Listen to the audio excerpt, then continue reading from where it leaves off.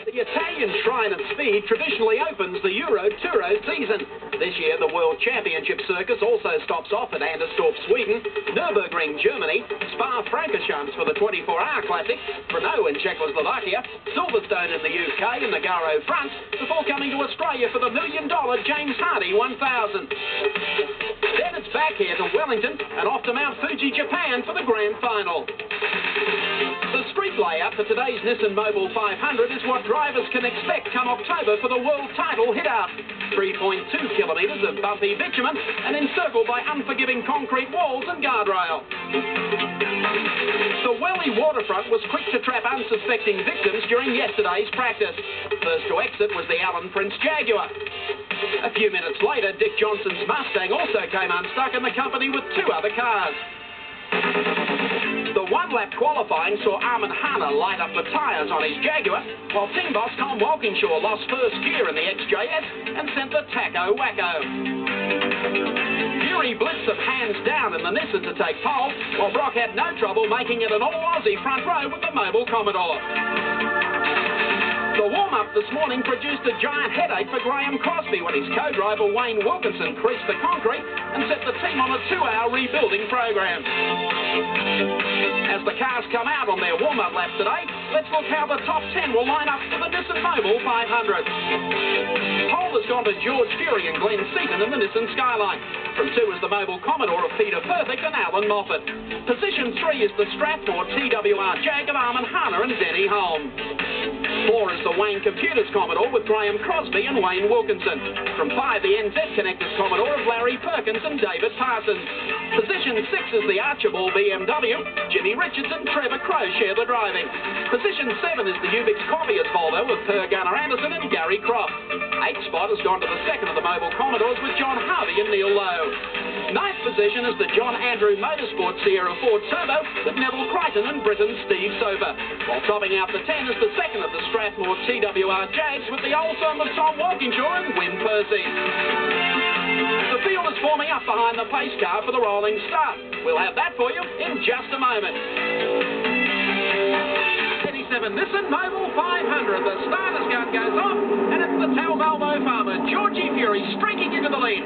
Brock down on the inside of Armin Hahne, forces him out. Brock moves to second, Hahne is third, and Crosby up on the inside of Larry Perkins. Behind him, Per Gunnar Anderson in the Volvo. He's sharing with Gary Croft. Jim Richards, a very good start in the BMW.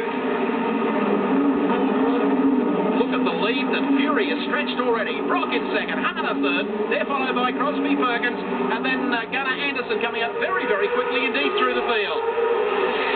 Brilliant start by Fury in the Nissan Turbo. A pole position, a great start to 87. A good start also from Soper in the Ford Sierra. He's back in about 7th or 8th. Through the left-hander. Just look at the lead. Fury stretching it all the time over Brocky. Now Hahne starting to move up on the tail of Brock, and he's taking Graham Crosby up with him.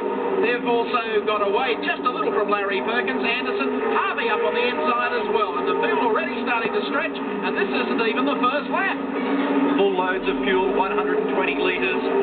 Cars still with relatively low times, but George Fury making a brilliant start as he comes by the wharf area up towards the bridge and around to end his first lap of the 3.2-kilometre circuit. Crosby closing. Perkins, and there's George Fury. End of lap number 1. Some 4 hours of racing to come. But Hahne moving up very, very quickly here on Peter Brock. And now goes for it down on the inside. A costly mistake that from Peter Brock. Hahne now goes from third to second. Brock will have to contend with Graham Crosby and Larry Perkins.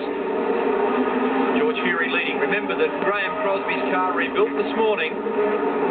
The rear of the Nissan starting to oversteer. Hahne getting closer. This car very heavy and hard to handle, though it's power steered. 1,450 kilograms, but still it closes the gap. Now Crosby out from behind Brock, challenges for third and gets through on the inside. Brock looked like he might lead this race, but he's been swamped at the moment. Crosby's gone through in the Wayne Computers Commodore, and Larry Perkins in the NZ Connectors Commodore is now giving Brock a tough time. All the time, though, George Fury is running away from this field. Through the S's towards Jervis Key, and along this very fast back street, and Croft is out of the Volvo. Bowkett has trouble there with the Turbo Nissan. and that's quite a coming together. And then the third car involved Tony Longhurst in the 325 BMW. Tony's been in the wars over the last couple of days. That's probably about the third or fourth incident. But just look at the little Nissan. Been leaving across to the side of the racetrack, and all the time George Fury in car number 30, the Peter Jackson Nissan Skyline, continues to lead this race and almost getting the tail on the wall that time. Race continues, the traffic down the front of the key, the start finishing line. We're honing in here on Tom Walkingshaw and Jimmy Richards. This is the scrap now for 7th, 8th and 9th position. Uncle Tom Walkingshaw, car number 51, was expected to gain pole, had problems yesterday in qualifying. And Jimmy Richards, of course, the 1985 Australian Touring Car Champion, and he's been looking good in the Archibald BMW 635. All over Walkingshaw now as they streak down the front street here in Wellington. Well, I would suspect at this stage that Walkingshaw seems to have a slight problem. The car has been gradually dropping back from the other team car being driven by Armin Hana. A frustrating time for Tom Walkingshaw, who's had problems ever since he came to New Zealand. Last year he had drama with the Rover. Now pulls out to the outside, allows Jim Richards to go through. And Steve Soper tagging all the time in the Eggenberger Ford Sierra being run this year by Neville Crichton.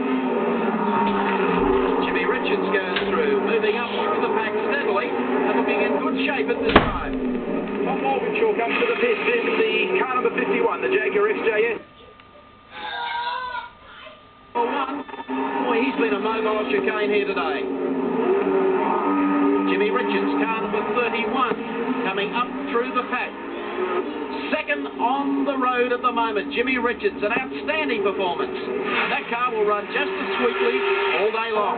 And there's our third place man, Steve Soper from the... There goes the race, and there goes the new leader in the race, and that, of course, is Jimmy Richards in the Archibald BMW 635. Richards now in front, and he'll be a hard man to peg back from there.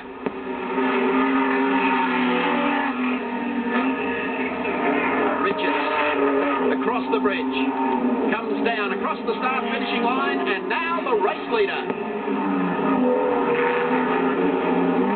Fred Gibson. Critical pit stop now for Jimmy Richards. Jim is out of the car. Trevor Crowe is in the car now.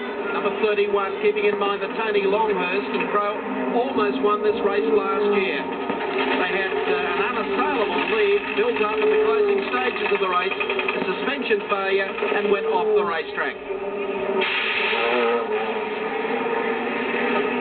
A routine pit stop, and Crowe rejoins the race. Whoops, as the Sierra comes in. And that looks like Trevor Crowe parking car number 31. What wretched luck. They were running in the top three, so Crowe and Richards are out of the Nissan Mobil 500. Their bad luck continues.